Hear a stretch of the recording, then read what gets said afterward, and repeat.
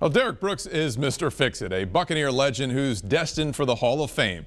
He sits on the board of trustees at FSU, founded the Brooks DeBartolo Collegiate High School, and is involved in many charities throughout Tampa Bay. Add to his long resume, president and GM of the Storm. It's a job that Brooks, well, really has him feeling like a rookie all over again. We got a good set of eyes on these players, and hopefully we put together the best team we can to go out and compete for a Arena Bowl championship. Normal day for me was getting in the office right around 6:30, meeting with Dave Hewitt, Jeff Gooch, our staff meetings, any practice tape, any tape I need to watch, because you always got to stay active in your scouting.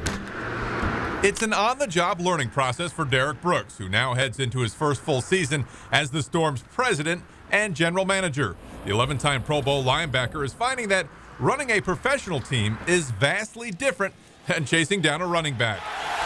Sit in and you talk about, budgets and, marketing strategies, and then the next hour, I'm on the film talking evaluations.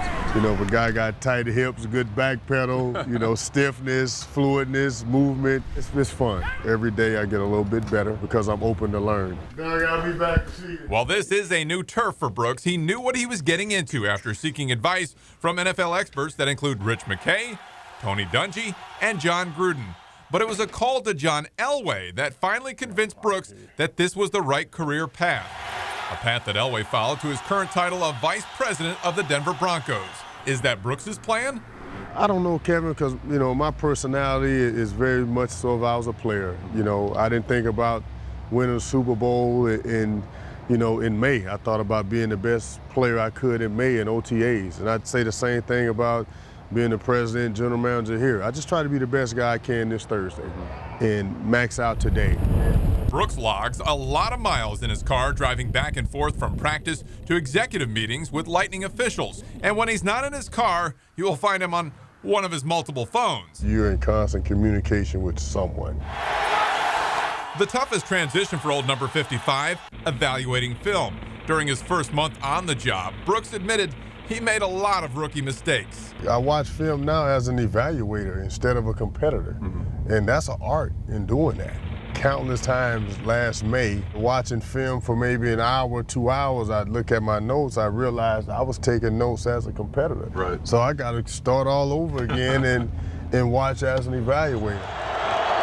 The most valuable lesson that Brooks has taken from his days with the Bucs was the one he experienced on his final day with the Bucs when he was released. It's well documented that, I disagree with how it's presented. Right. I was okay with the message. And that's how I look at it now is I do want to treat men as men. I do want to treat them with the proper respect. At the end of the day, all I could do is treat people how I want to be treated. Sabrina.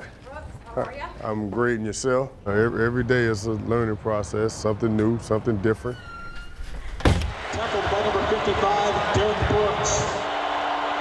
The Storm got off to a slow start on Saturday. Lost to Chicago, but he had some pretty good friends there. Lovie Smith showed up to give He's him a some born support, natural, and you can yes. see that. And that's the difference. If you're a natural leader, he's going to be able to succeed in anything. I have no doubt we're going to hear more from him. And there's a lot of people want to play for him, too. No doubt about that. I'd love to play for him. That ain't happening. Thanks, Kevin. A feeding frenzy, the only way to describe this bit